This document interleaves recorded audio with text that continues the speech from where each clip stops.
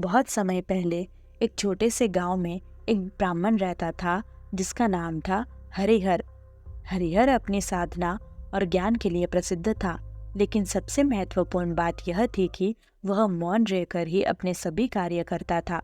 उसने अपनी साधना में मौन का बड़ा महत्व समझा था और इसे अपने जीवन का अंग बना लिया था।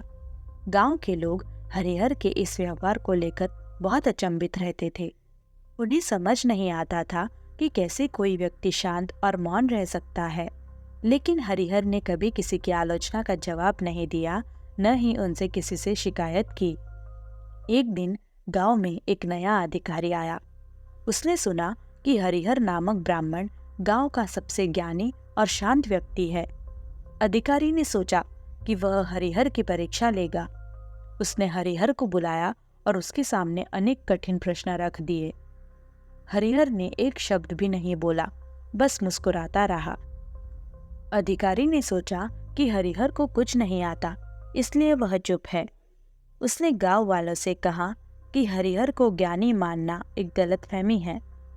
गांव के लोग हरिहर के मौन पर सवाल उठाने लगे और उसे अपमानित करने लगे। लेकिन हरिहर फिर भी मौन रहा। उसके चेहरे पर कोई शिकन नहीं आई। कुछ दिन बाद अधिकारी को एक गंभीर समस्या का सामना करना पड़ा।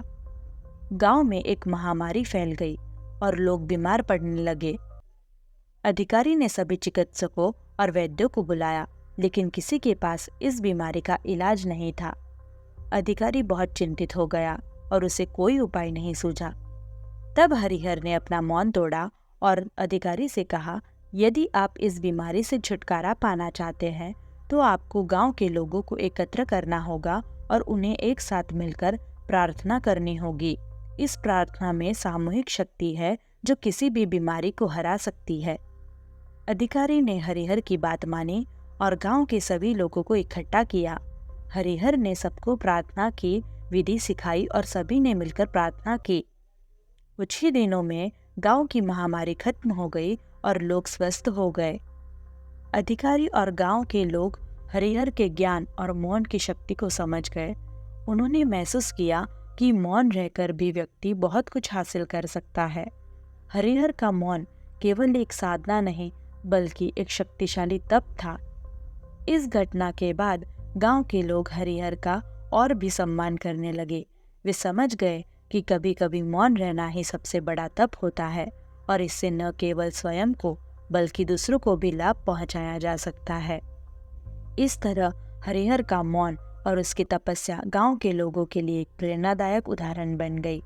लोग अब जानते थे कि मौन में भी एक अद्वितीय शक्ति है जो किसी भी कठिनाई को पार कर सकती है।